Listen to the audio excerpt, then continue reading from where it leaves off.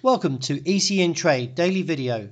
Before we begin, it should be noted that any advice is of a general nature only and that your personal circumstances have not been taken into consideration. Hello everyone, my name is Rob Clayton and thank you very much for joining me. The bearish streak lingers on for the Australian dollar since striking the second objective last week of 17.95 and now recalls its lowest point in over 2 years against the greenback at 70.41 on Friday. With the possibility of more US rate hikes to come, and now looking for December as a possible 25 basis point move from the Fed, could see further pressure to the currency. With a broader target that I call at the end of the year at 69.40.70, but the immediate target at this stage is at 70.20.30, even though that we are, from an RSI point, oversold.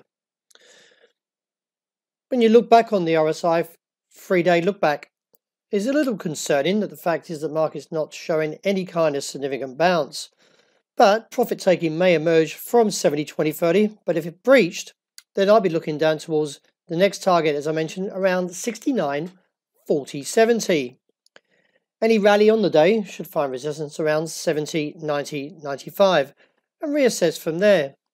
Later today, we do have the Asian China PMI service for September, with a forecast of 51.5 and previously was 51.5.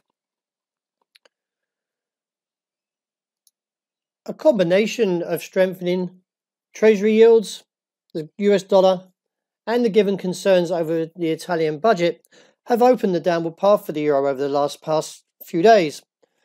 The euro dollar tumbled to its lowest point at 114.62 before staging a modest recovery on Friday.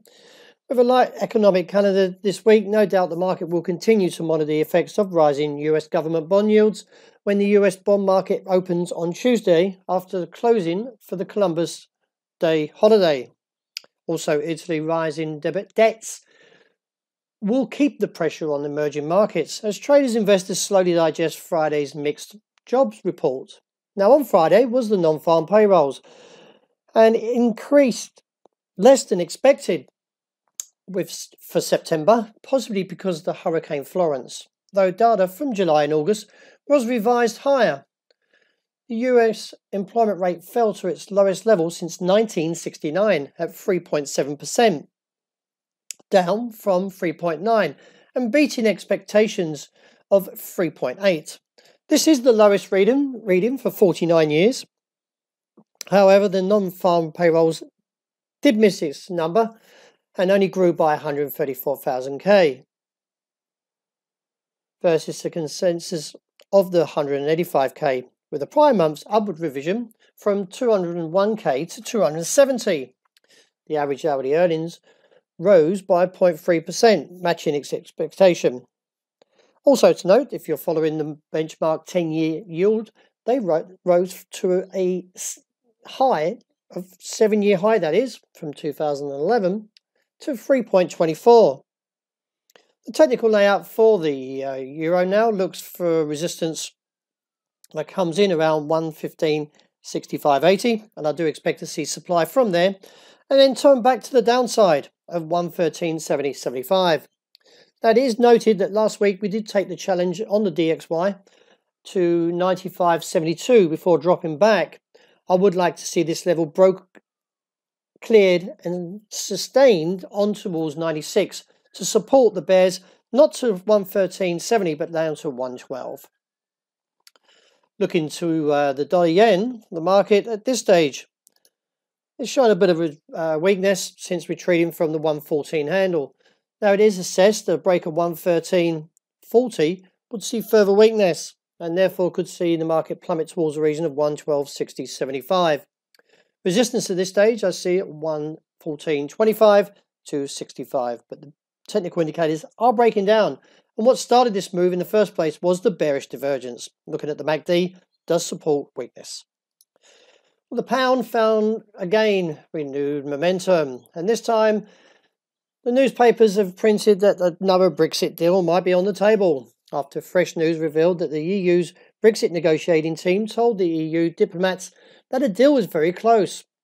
Moreover, both sides are working closely on the summit on October the 17th, 18th first, And then the final one on November 17, 18. Between now and then, October 10 is the key date when EU Chief Michael Barnier will present to the European Commission at first draft of the outline of the new partnership with the UK.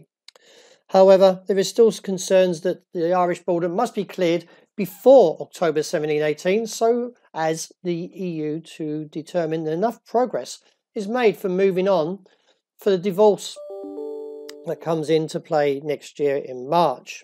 Looking at the pound, a break above 31.30 would give concerns to the bearish outlook, that is, and this target of 128.40.80 may be negated.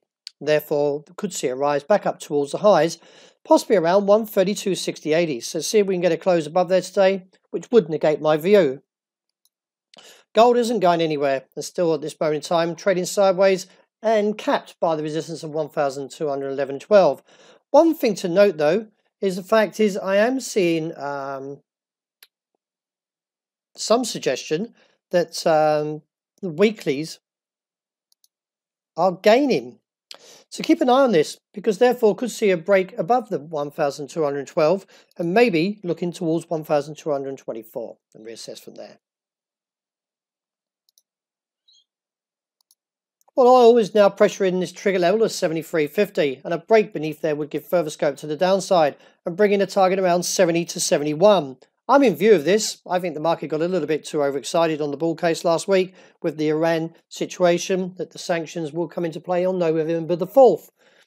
If we see, as I say, a break beneath 73.5, then I'm looking to the downside. Any rally for the moment should be capped around 76.5.